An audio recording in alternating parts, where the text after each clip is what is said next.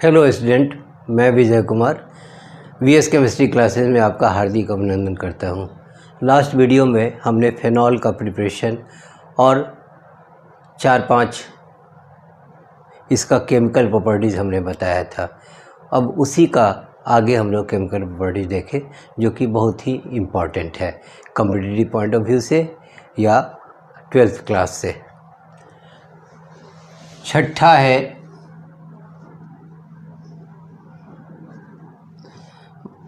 Benzoylation.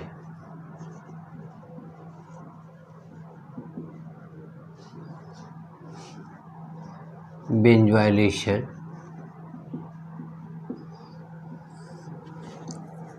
With benzoyl chloride.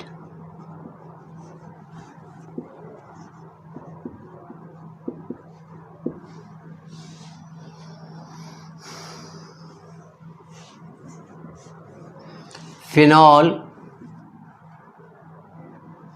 reacts with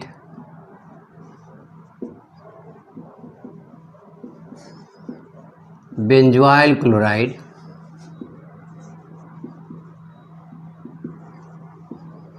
to form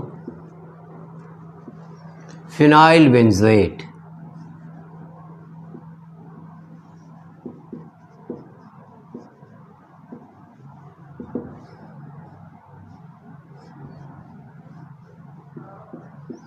Phenol Cl C6H5।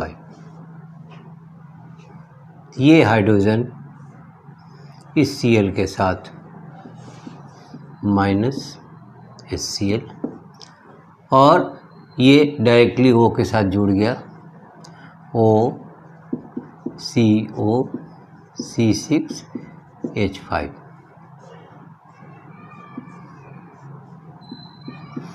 Phenyl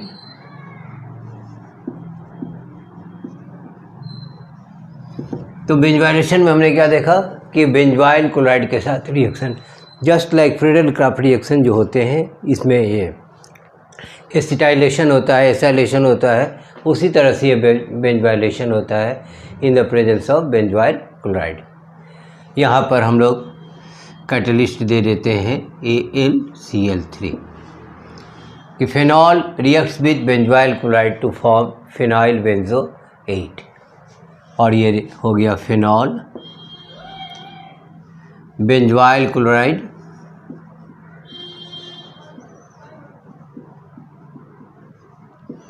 next bromination.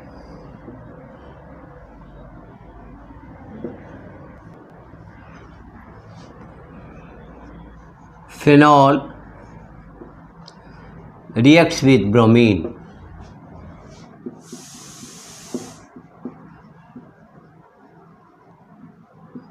in two ways.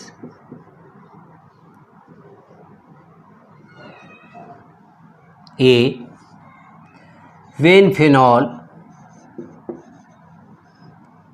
reacts with bromine in the presence of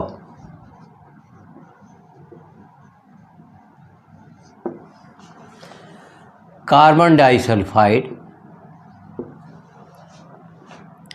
at 273 Kelvin temperature, a mixture of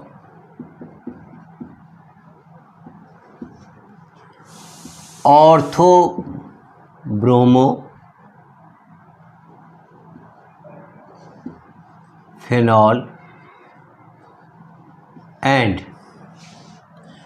para bromo phenol is formed.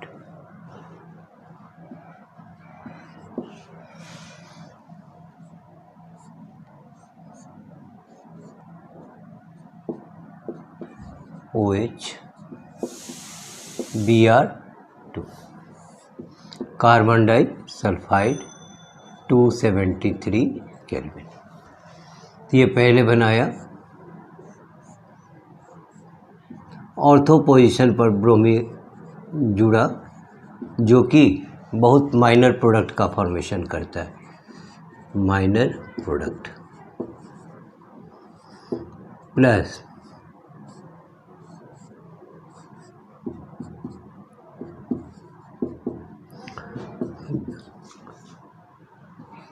Major product para bromo phenol. तो इसमें हमने क्या देखा bromination में कि phenol reacts with bromine in two ways. First way, phenol reacts with bromine in the presence of carbon disulphide at 273 Kelvin. A mixture of orthobromophenol and parabromophenol is formed, in which orthobromophenol is minor product, bromophenol is minor product, while parabromophenol gives major product. अब इसका number B देखा जाए, with bromine water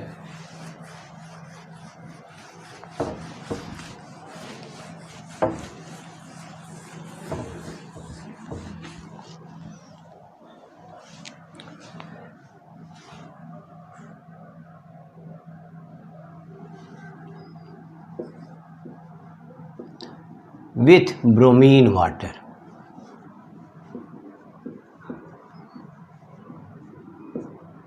यानी इसमें reagent कौन हो गया तो ब्रोमीन वाटर हो गया।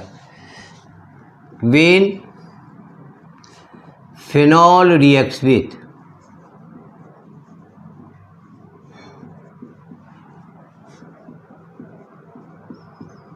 Bromine water,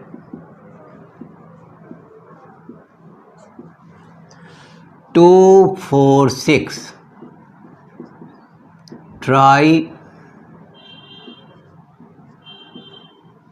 bromophenol is formed. Phenol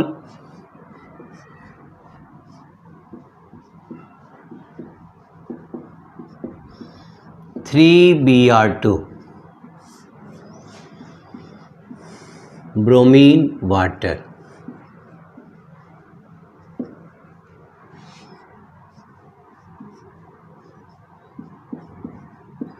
OH, यहाँ Br, यहाँ Br, 1 2 3 4 5 6, 2 4 6 ट्राई ब्रोमोफेनॉल प्लस 3HBr। सातवां, sulphonation,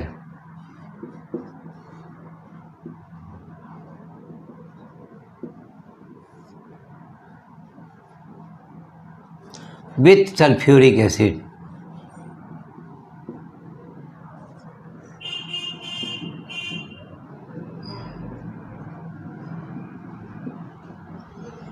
phenol reacts with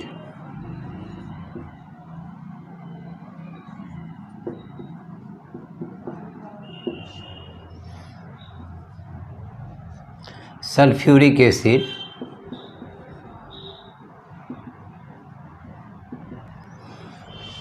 a mixture of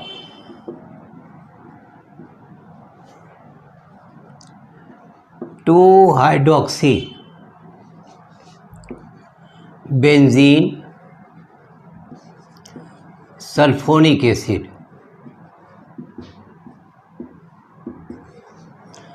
as a minor product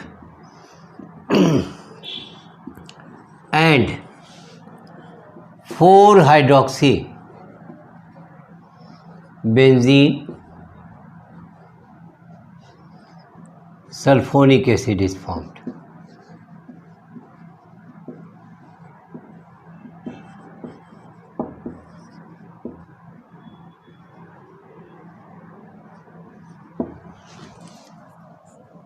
phenol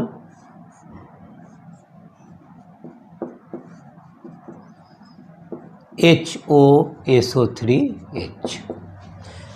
ये OH एक हाइड्रोजन को हटाए यहाँ से और फिर यहाँ से,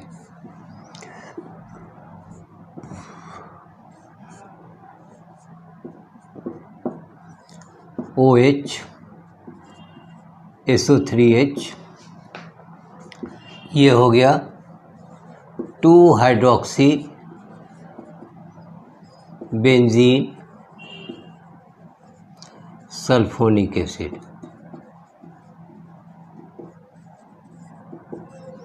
प्लस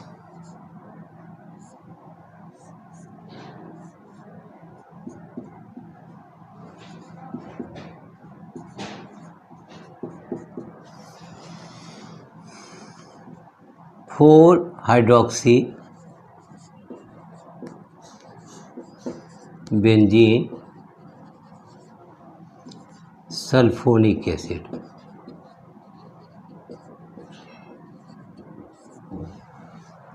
तो सल्फोनेशन में हमने रिएक्शन कराया किससे, कि फिनॉल का रिएक्शन सल्फ्यूरिक एसिड के साथ कराते हैं।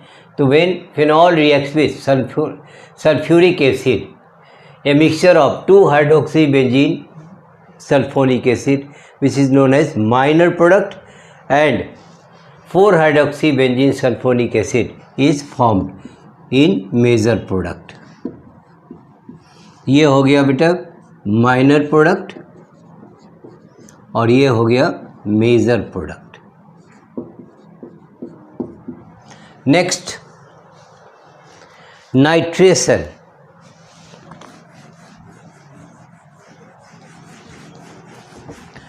नाइट्रेशन में भी डाइल्यूट HNO3 के साथ और कॉन्सनट्रेटेड HNO3 के साथ करते हैं तो हमें प्रोडक्ट दो तरह से प्राप्त होता है। कैसे प्राप्त हुआ वो हम लोग देखें। अब nitration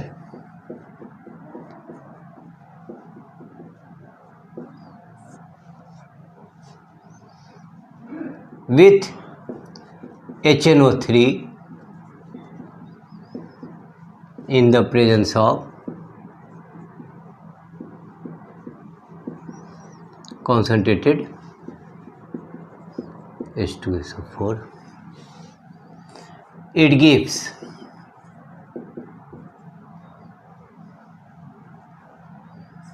different product।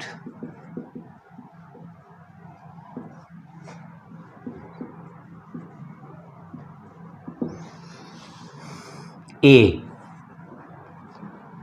when phenol reacts with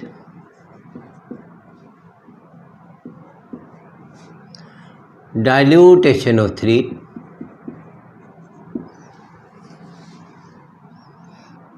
it gives a mixture of orthonitrophenol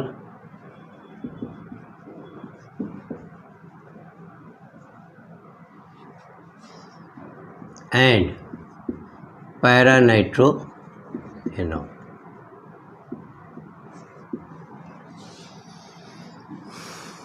phenol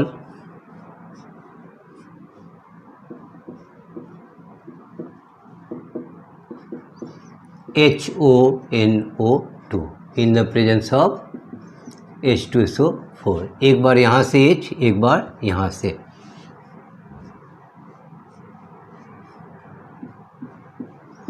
OH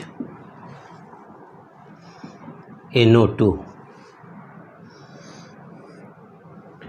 2-nitrophenol which is also known as orthonitrophenol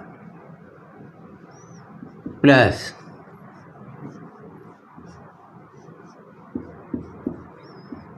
OH 4-nitrophenol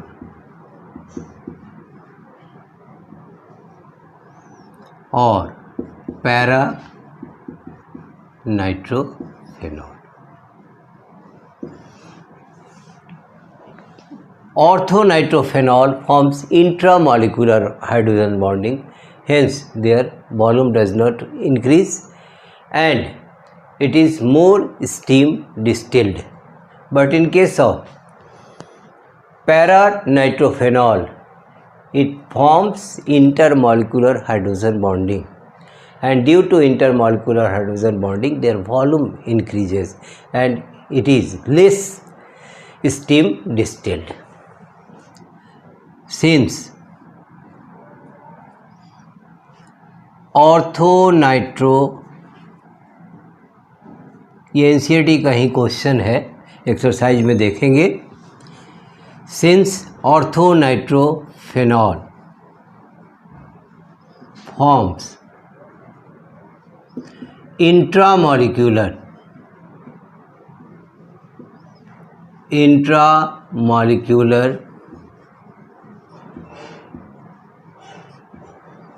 hydrogen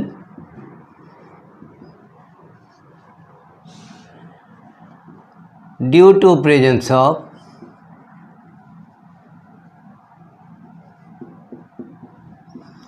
intramolecular hydrogen bonding,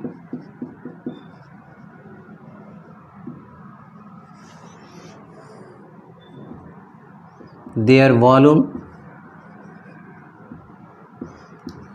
does not increase.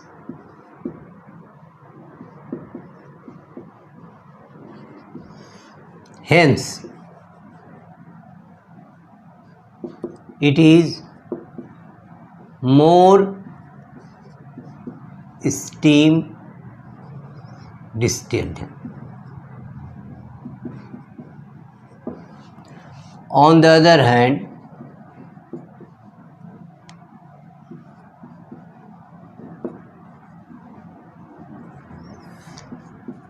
para-nitrophenol forms intermolecular hydrogen bonding, so their volume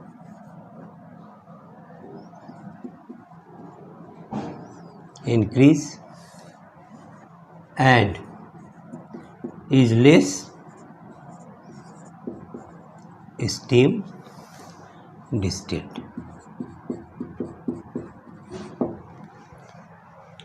कहता है ना कि nitration में एक होता है nitric acid, dilute nitric acid लेते हैं और दूसरे में कंसनट्रेटेड HNO3 लेते हैं. तो यहाँ पर जो हम लोग लेते हैं HNO3, तो यहाँ पर when phenol reacts with dilute HNO3, it gives a mixture of orthonitrophenol and paranitrophenol. ये orthonitrophenol forms intramolecular hydrogen bonding like as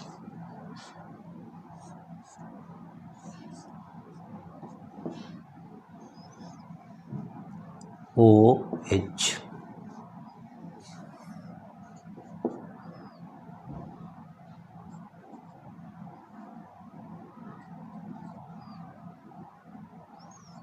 Intramolecular hydrogen. तो इंट्रामॉलिक्यूलर हाइड्रोजन बॉन्डिंग के कारण इसका वॉल्यूम नहीं बढ़ पाता है, इसलिए ये मोर स्टीम डिस्टिल्ड होता है. लेकिन जब पैरानाइट्रोफेनॉल की बात करते हैं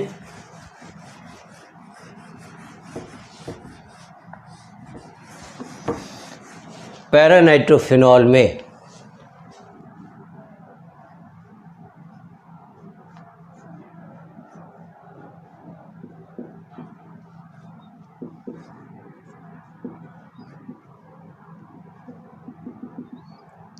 HO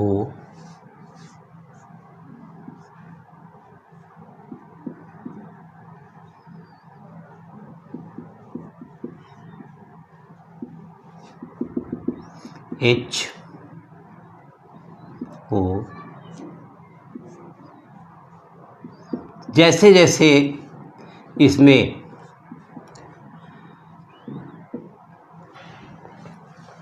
इंटरमॉलिक्यूलर हाइड्रोजन बॉन्डिंग, ये डॉटेड लाइन्स हैं, ये इंटरमॉलिक्यूलर हाइड्रोजन बॉन्डिंग कहलाता है।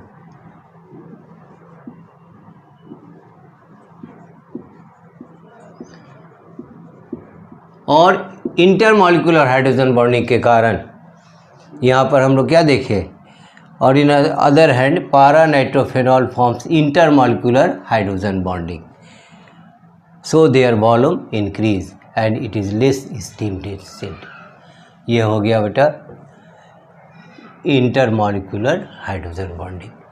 अब इसका कॉन्सेंट्रेटेड HNO3 के साथ देखें बाबू,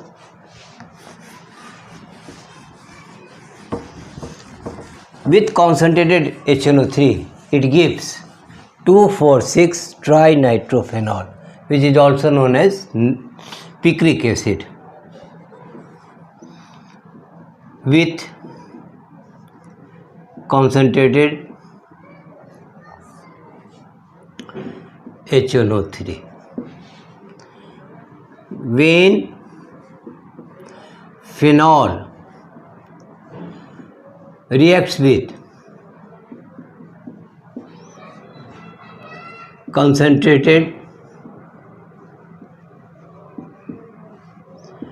HNO3, it gives 2,4,6 trinitrophenol, which is also known as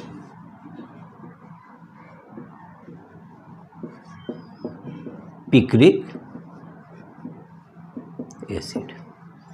तो क्या बनाया बेटा, 2,4,6 trinitro, when phenol reacts with concentrated HNO3 it gives 2,4,6 trinitrophenol, which is also known as picric acid। phenol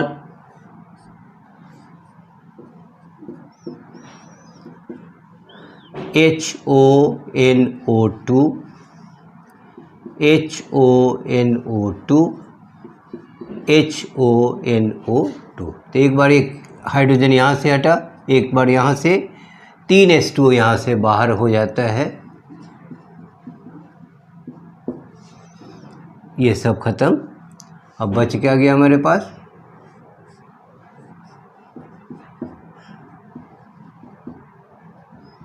NO2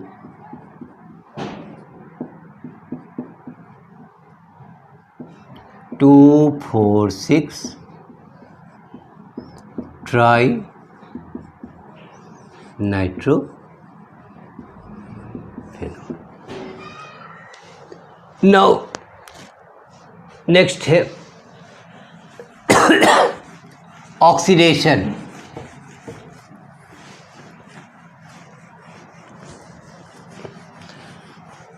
oxidation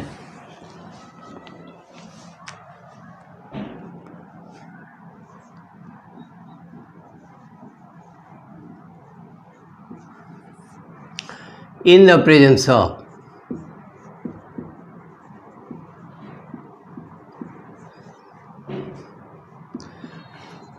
Na2Cr2O7 sodium dichromate and concentrated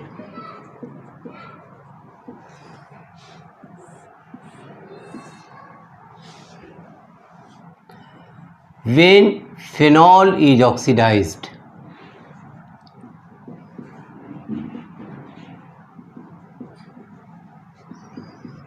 in the presence of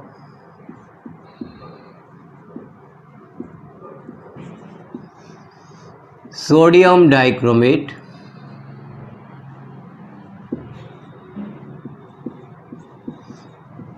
and concentrated H2SO4 benzoquinone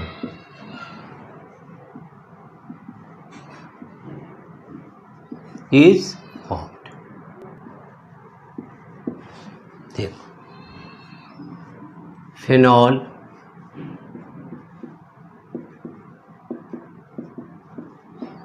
oxidation Na2 H2SO4.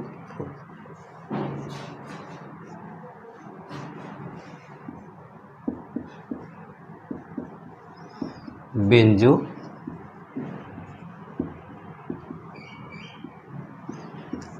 अब इसका दो reaction बचा हुआ है जो कि most important है। Next, Reimer Tiemann reaction.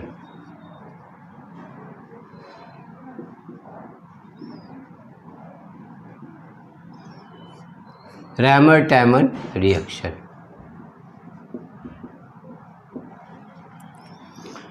इसमें भी कंपोनेंट रिएजेंट हम लोग अलग लेते हैं। एक कार्बन टेट्राक्लोराइड से कराते हैं और एक क्लोरोफॉर्म से कराते हैं। तो पहला हम लोग ले लें कि when A mixture of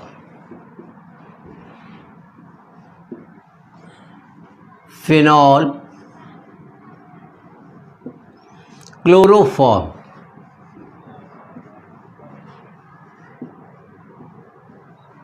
and NaOH is heated, salicylaldehyde is formed.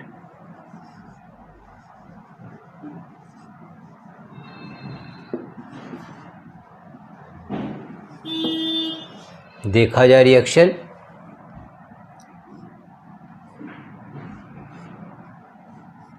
First of all phenol reacts with sodium hydroxide. It gives, पहले तो H2O निकाल दे बाबू, it gives sodium phenoxide.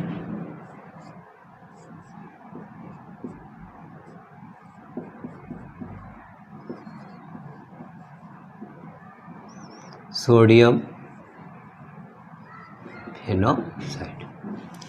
अब हम लोग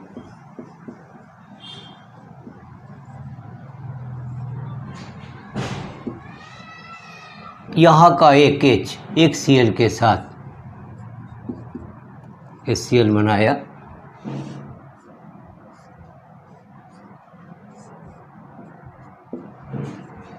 ONa CH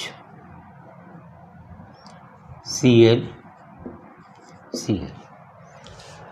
Now it reacts with sodium hydroxide. It gives, पहले तो 2NaCl निकाल दे बेटा,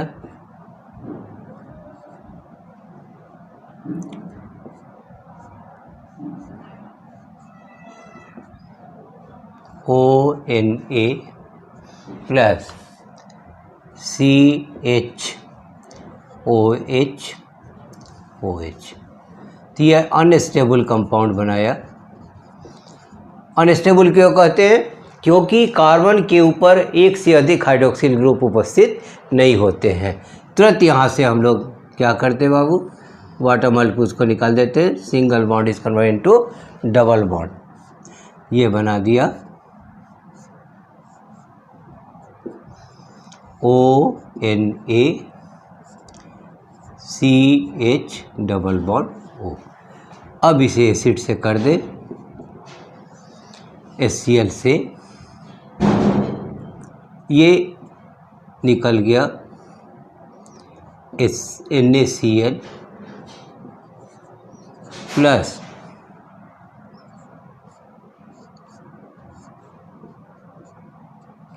OH CH double bond O। ये हो गया salicyl डिहाइड।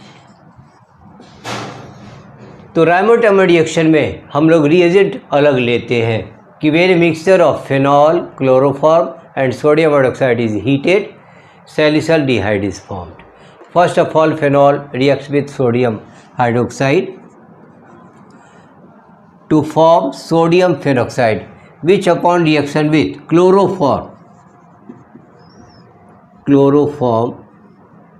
HCl is removed and a new product is formed which reacts with sodium hydroxide. Unstable compound is formed, and after removal of H2O and then acidification we get salicylaldehyde. तो यहाँ reagent अब हम लोग change कर देंगे, chloroform की जगह carbon tetrachloride को लेंगे। तो ये जो हमारा सैलिसल्डिहाइड जो बना था वो सैलिसिलिक एसिड का फॉर्मेशन करता है। इसे हम लोग इस प्रकार दिखाते हैं।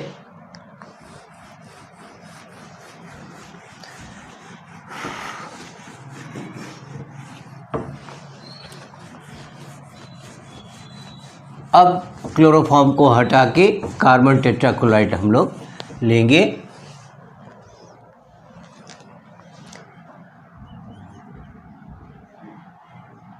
When a mixture of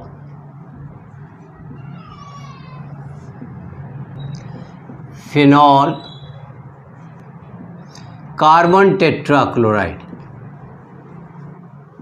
and NaOH is heated, salicylic acid is formed.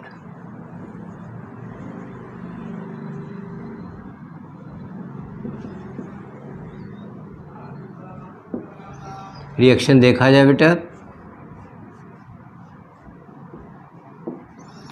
OH first of all reacts with sodium hydroxide.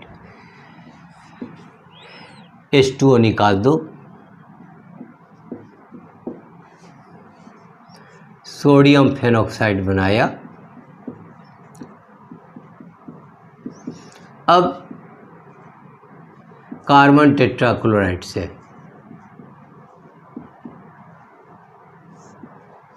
पहले HCl बाहर कर दे और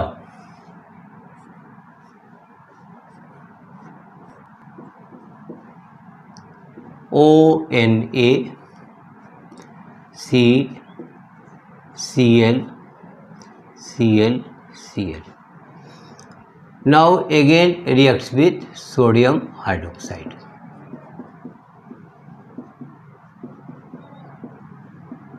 तो 1 2 3 NaCl बाहर हो गया और 3 हाइड्रोक्सिल ग्रुप फिर आ गया। तो अभी हमने देखा था क्लोरोफॉर्म के साथ भी कि एक कार्बन के ऊपर एक से अधिक हाइड्रोक्सिल ग्रुप उपस्थित नहीं होंगे। तो ये अनस्टेबल कंपाउंड बनाया। ये तुरंत H2O single bond is converted to double bond,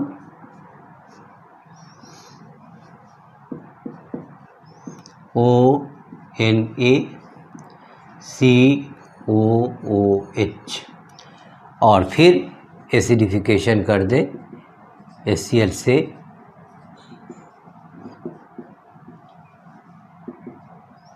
तो हमें प्राप्त हो जाता है OH प्लस NaCl। ये हो गया बाबू सैलिसिलिक एसिड। तो पहले हमने क्या किया कि मिक्सचर लिए फिनॉल का कार्बन टेट्राक्लोराइड और सोडियम हाइड्रोक्साइड के साथ और हीट करते हैं। तो finally we get salicylic acid. First of all phenol reacts with sodium hydroxide to form sodium phenoxide,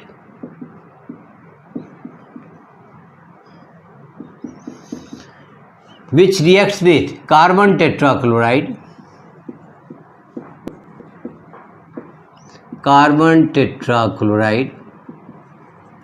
to form a product which again reacts with sodium hydroxide. 3 NaCl is removed and unstable compound is formed, and after removing H2O it gives a new product and reacts with HCl, that is acidification, salicylic acid is formed। ये क्या हुआ कि ये Cl यहाँ के Na के साथ NaCl बना के हट गया और O के साथ वो H जुड़ जाता है, तो ये सैलिसिलिक एसिड का फॉर्मेशन करता है। अब हम लोग लास्ट इम्पॉर्टेंट क्वेश्चन, ये इम्पॉर्टेंट इसका केमिकल प्रॉपर्टीज देखें, वो है कोल्बे रिएक्शन और Kolbe Schmidt reaction.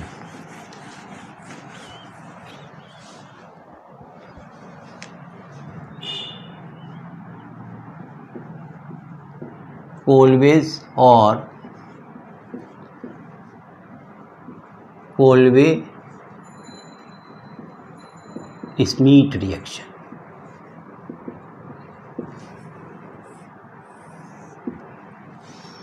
When phenol reacts with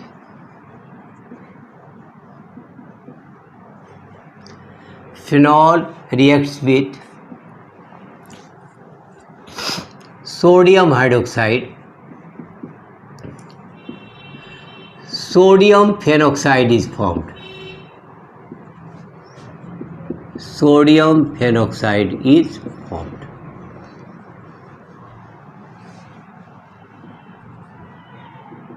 Which reacts with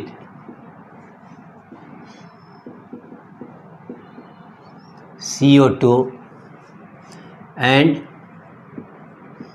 acidification, salicylic acid forms।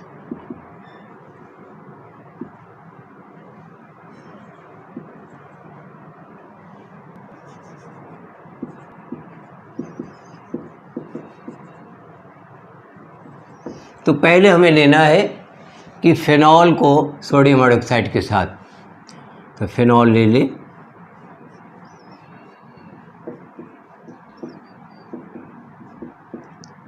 Sodium hydroxide के साथ जैसे हीट करते हैं बेटा, यहाँ से निकल गया H2O और सोडियम फेनॉक्साइड का फॉर्मेशन किया।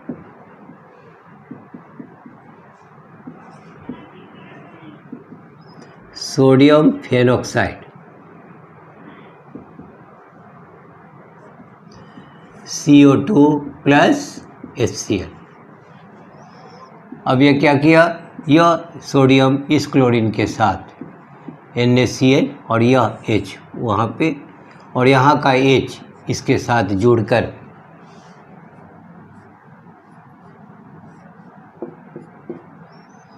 OH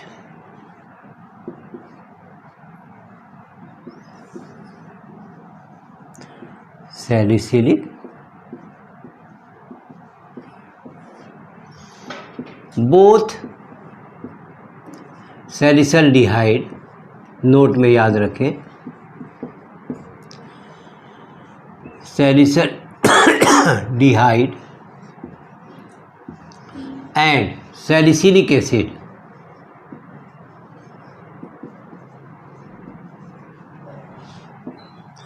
forms इंट्रामॉलिक्यूलर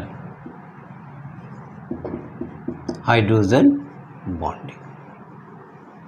दिखा दो,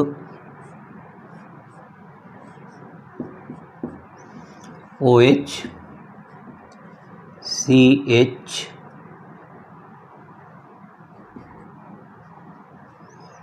इस दोनों के साथ intramolecular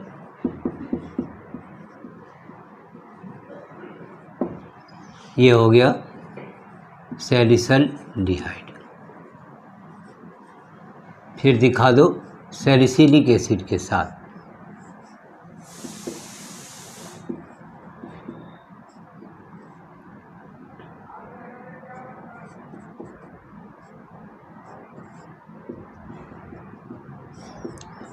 intramolecular hydrogen bonding, salicylic acid. ये सब हुए इसके इम्पॉर्टेंट केमिकल प्रॉपर्टी। आज के वीडियो में हम लोग केमिकल प्रॉपर्टीज़ ऑफ फेनॉल को देखें। सब जितने भी इसके केमिकल रिएक्शन है काफ़ी इम्पॉर्टेंट रिएक्शन है। इसमें आपको कहीं भी दिक्कत हो तो कमेंट बॉक्स में जाएं, कमेंट करें, अच्छा लगे तो लाइक करें, सब्सक्राइब करें। Thank you.